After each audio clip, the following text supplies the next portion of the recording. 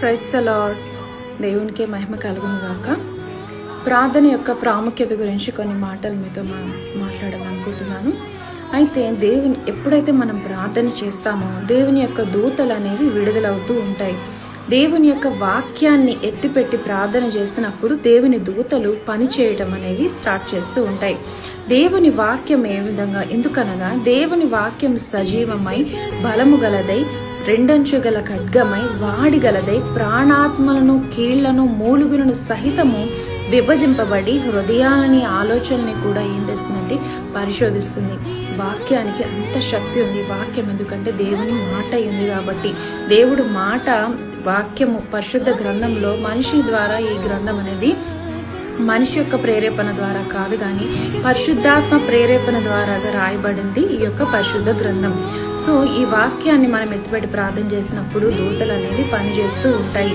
మనం ఏదైతే మన శరీరానికి బలహీనత కావచ్చు, ఆరోగ్యం బాగాలేకపోవచ్చు, డిప్రెషన్, యాంగ్జైటీ, అలాగే ఒంటరితనం కానీ, ఆర్థిక సమస్యలు కానీ, సంతానం లేకపోవడం కానీ, ఈ వివాహ విషయంలో కానీ, ఇవన్నిటిని కూడా మనిషి జీవితంలో ఎందుకు ఇవన్నీ ప్రవేశపెట్టబడుతున్నాయి అంటే ఆ మనిషి దేవుని సామర్థ్యాన్ని ఉపయోగించుకొని వాటన్నిటినీ వాక్యం ద్వారా జయించాలి అని దేవుడు కోరుకుంటున్నాడు. ఈ భూమి మీదే మనకి శ్రమలు, సమస్యలు అండి. ఈ సమస్యలన్నిటినీ జయించడానికి దేవుడు ఖడ్గంలాగా దేవుడు వాక్యాన్ని మనకిచ్చాడు. మనం ఎందుకనగా ఏలయనగా మనం పోరాడునది శరీరులతో కాదు, మన చుట్టుపక్కల వారితోనూ, మన బంధువులతోనూ, మన చెల్లెళ్ళు, అక్కలు, వారితో కాదంట. మనం ఎట్లా అంటే భూమి మీద ఈ యొక్క పోరాడునది మనం శరీరులతో కాదు, కానీ ఆత్మ సంబంధమైన వాటితోనూ, దురాత్మలతోనూ, అంధకార సంబంధమైన వాటితోనూ మనం ఏంటంటే పోరాడుతున్నాం ఈ ఆకాశ మండలంలోని.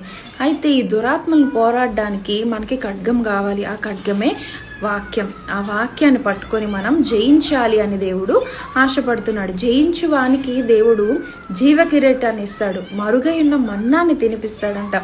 అలాగే కొత్త రాతి మీద మనకి పేరుని, ఆయనకి మనకి మాత్రమే తెలియబడే పేరుని ఆయన మనకి ఇస్తాడన్నమాట.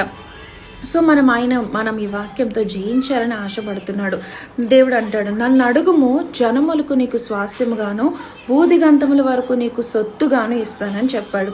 తన సామర్థ్యంతో మనం జయించాలి. తన దగ్గరికి వెళ్ళాలి. తన దగ్గరికి వెళ్ళి ఆయన సహవాసాన్ని నువ్వు కోరుకోవాలి. అందుకే ఈ శ్రమలు, సమస్యలు ఆయనతో నువ్వు అంటుకట్టబడి ఉన్నప్పుడు నువ్వు ఫలించబడతావు, జయించబడతావు. ఈ భూమి మీద మనుష్యునికి సమస్త అధికారము నరులకి దేవుడు ఇచ్చిన్నాడు కాబట్టి ఆ అధికారాన్ని పొందుకునే శక్తిని కూడా దేవుడు నీకు ఇస్తాడు. A blessing man can release angels. మన ప్రార్థన అనేది ఒక దీవింపబడిన వాడు ప్రార్థన చేసినప్పుడు, అంటే ఏ మనిషి అయితే దేవుడు ఎరిగి ఉంటాడో ఆయన ప్రార్థన చేసినప్పుడు దూతల్ని విడుదల చేస్తాడు. I release angels, you also release angels. నువ్వు కూడా ఈ రోజు నుంచి దేవుని యొక్క దూతల్ని విడుదల చేయాలి. దేవుని యొక్క ప్రార్థనలో నీవు ఎక్కువ ప్రతి చిన్న విషయానికి, ప్రతి విషయంలోనూ ఏంటంటే దేవుడు ప్రార్థన పూర్వకంగా కృతజ్ఞతాస్తుతులతో దేవుణ్ణి స్తుతించాలి, అడగాలి. ఆయన కోరుకుంటున్నాడు. నీకు సమస్యలు ఎట్లాంటి ఆరోగ్య సమస్యలా, ఎట్లాంటి నిరుద్యోగమా, ఏ విధమైన సమస్య అయినా నువ్వు జయించాలి. నువ్వు జయించినప్పుడు దేవుని కుమారుడు అవుతావు. జయించిన వాడు 1000 ఏళ్ల రాజ్య పరిపాలనలో ఆయనతో పాటు రాజ్యం ఏలుతాడు. అందుబట్టి నువ్వు జయించాలనుకుంటున్నాడు. ఎందుకంటే మనము ఆశీర్వాదమునకు కారకులుగా మనము పుట్టి ఉన్నాము. దేవుని వారసులము, దేవుని పిల్లలము. దేవుని యొక్క రక్తంతో, విలువైన రక్తంతో మనము కడుగబడి ఉన్నాం. ఇంకో సంగతి, దేవుడు మనం ఆయన రక్తంతో కడుగబడి ఉన్నాం కాబట్టి యేసు నామంలో మనం ప్రార్థన చేస్తున్నప్పుడు, ఎందుకంటే మన ప్రార్థనని తండ్రికి చేర్చేవాడు ఎవరంటే యేసు క్రీస్తు ప్రభువై ఉన్నాడు. ఆయన ఎలాంటి వారంటే పవిత్రుడును, నిర్దోషియు, నిష్కల్మషుడును, పాపులలో చేరక ప్రత్యేకంగా ఉన్నవాడును, ఆకాశ మండలము కంటే మిక్కిలి హెచ్చైన వాడైన యేసుక్రీస్తు మనకి ఇట్టి గొప్ప ప్రధాని యాజకుడిని మనం కలిగి ఉన్నాం కాబట్టి మనం సమస్తము జయించగలము. ఎలాంటి వాటినైనా జయించగలము. మనకి అసాధ్యమైనది ఏదీ లేదు. దేవుడు పిల్లలమై ఉన్నాము. దేవుని శక్తిని కలిగి ఉన్నాము. ఆయన పోలికలో పుట్టబడి ఉన్నాము. అందుకే అపవాదికి మనం అంటే భయం. ప్రార్థన చేయనివ్వడు. ప్రార్థనలో ఉన్న శక్తితో దేవునితో మాట్లాడతాం కాబట్టి వాడు మనకి దేవునితో మాట్లాడడానికి అవకాశం ఇవ్వకుండా మనల్ని అడ్డుకుంటూ ఉంటాడు. కాబట్టి నువ్వు ఉదయం లేవగానే ప్రార్థన చేయి, జయిస్తావు. మధ్యాహ్న కాల సమయమందు ప్రార్థన చేయాలి, సాయంకాల సమయమందు, రాత్రికాల సమయమందు ఎడతెగక ప్రార్థన చేయాలి, పట్టుదలగా ప్రార్థన చేయాలి, నిబ్బరం కలిగి ప్రార్థన చేయాలి. మెలకువ కలిగి మనం ప్రార్థన చేసినప్పుడు మన శరీర బలహీనతలన్నీ కూడా కొట్టుకొని పోతూ ఉంటాం.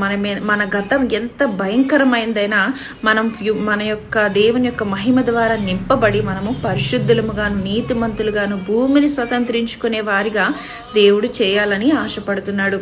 సో ఈ రోజు నుంచి మనం తప్పకుండా దినమునకు 3 మార్లు దానియేలు వలె ప్రార్థన చేయాలి.